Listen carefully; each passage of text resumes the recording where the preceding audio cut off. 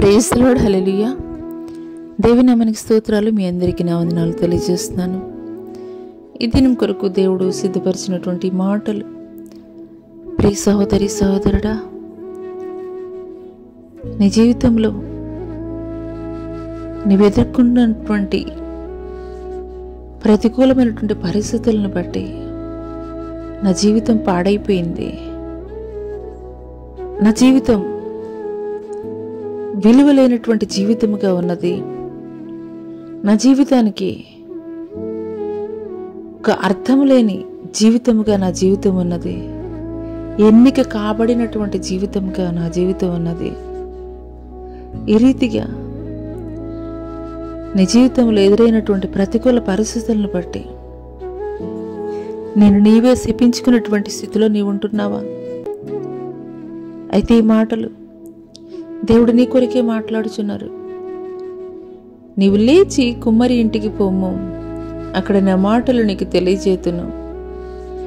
నేను కుమ్మరి ఇంటికి వెళ్ళగా వాడు తన సారి మీద పని చేయుచుండెను. కుమ్మరి జిగటమంటుతో చేయుచున్న కుండ వాని చేతిలో విడిపోగా ఆ జిగటమను మరలా తీసుకొని కుమ్మరి తనకు యుక్తమైనట్టుగా దానితో మరి ఒక కుండ చేసెను. ఈ మాటలు వింటున్నటువంటి ప్రియనేస్తమా, ఇంతవరకు నీ జీవితంలో నీ స్వచిత్తం నెరవేర్చడం ద్వారా ఎన్నో నష్టపోయి ఉంటావు. నా జీవితం ఎందుకు వ్యర్థమైపోయింది, నేనెవరికి కూడాను యోగ్యమైనటువంటి జీవితముగా నా జీవితం అయితే గనక లేదు, పగిలిపోయినటువంటి జీవితముగా ఉంది, పాడైపోయినటువంటి జీవితంగా నా జీవితం ఉన్నది. ఈ రీతిగా నీవు ఆలోచిస్తున్నట్లయితే పరిశుద్ధ ఆత్మదేవుడు నీతోటి మాట్లాడుతున్నారు. నువ్వు ఎలాంటి స్థితిలో ఉన్నా,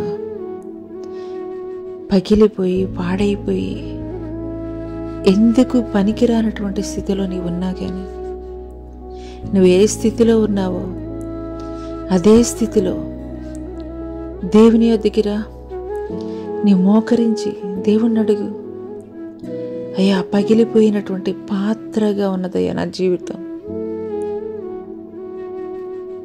ఎందుకు పనికిరానటువంటి వ్యర్థమైనటువంటి పాత్రగా ఉన్నదయ్యా నా జీవితం, బాగు చేయవా నా జీవితాన్ని.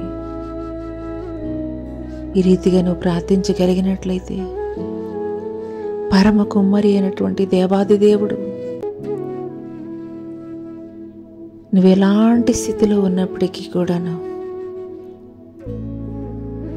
ఆయన తనకి నచ్చినటువంటి పాత్రగా, శ్రేష్టమైనటువంటి పాత్రగా దేవుడు నిన్ను మలచబోతున్నాడు.